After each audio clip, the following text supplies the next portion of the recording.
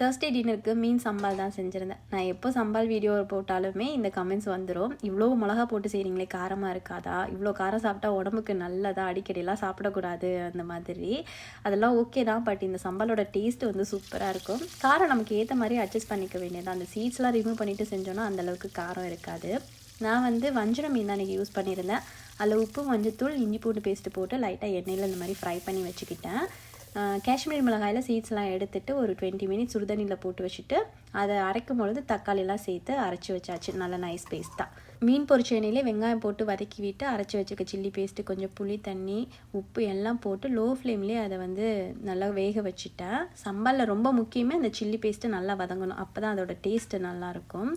நல்லா வந்து மிக்ஸ் பண்ணிகிட்டே இருக்கணும். எண்ணெய் பிரிஞ்சு அந்த மிளகாயோட ஸ்மெல்லாம் போனதுக்கப்புறமா ஃப்ரை பண்ணி வச்சுருக்கேன் மீன்லாம் போட்டு கொஞ்சம் நேரம் அதை அந்த சில்லி பேஸ்ட்டோடய குக் பண்ணி ஃபைனலாக கொத்தமல்லிலாம் போட்டு தான் ரெடி பண்ணியிருந்தேன். சம்பால் வந்து அப்படியே வெறும் சோறில் வந்து போட்டு பெரட்டி சாப்பிட்டாலும் சூப்பராக இருக்கும். பட் நாங்கள் வந்து நாள் வச்ச சாம்பார் இருந்தது, அது கூட வச்சு சாப்பிட்டுருந்தோம்.